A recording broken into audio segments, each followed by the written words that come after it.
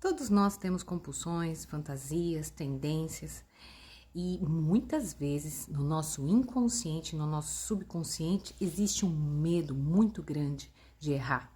E por esse medo de errar, a gente acaba então evitando olhar.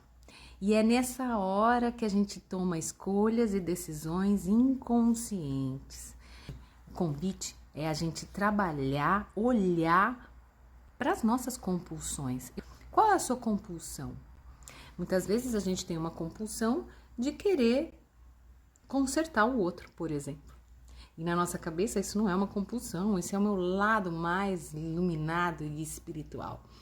Então, da série Eu Tenho uma Compulsão, a gente pode olhar para esse lugar de que, puxa, sempre eu me relaciono com pessoas que estão precisando ser cuidadas.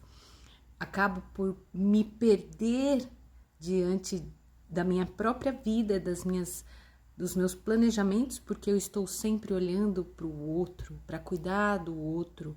É como se a minha função aqui não fosse viver a minha vida, fosse viver a vida dos outros. Isso é uma compulsão e a gente precisa olhar porque isso tem a ver com o ego. Cada vez que a gente alimenta esse ego, cada vez que a gente potencializa isso como sendo algo bom, né? Ah, como eu sou boa, ah, como eu quero que as pessoas me olhem, ou que as pessoas não me abandonem por eu cuidar delas, né? Então isso tem a ver com o ego. Então, mais importante do que a gente identificar as nossas compulsões, porque a partir disso a gente identifica o nosso ego, esse é só um exemplo, também enxergar o quanto somos insignificantes e o quanto essa atitude egóica de querer cuidar do outro, consertar o outro, educar o outro, não traz nenhum benefício, não nos coloca numa posição de destaque, não vai nos levar a um pedestal onde nós vamos receber um troféu. Simplesmente a gente esquece de olhar também para a nossa insignificância como seres humanos. Então, meu convite é olhar para as nossas compulsões. Todos nós temos, e a dor que a gente tem em olhar para isso, ela é uma dor muito pequena quando a gente faz isso num lugar seguro, com pessoas, com profissionais qualificados, onde a gente vai olhar, perceber e observar. E também ser conduzido para um olhar de perceber a nossa insignificância diante de tudo isso. Crescimento como ser humano, rumo à sua consciência. Cada vez que a gente enxerga uma compulsão, transcende isso. E aí a gente vai para um outro nível.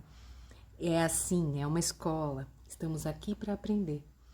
Então, a gente não precisa se preocupar em querer ser sempre o centro importante, porque isso tem a ver com o nosso ego.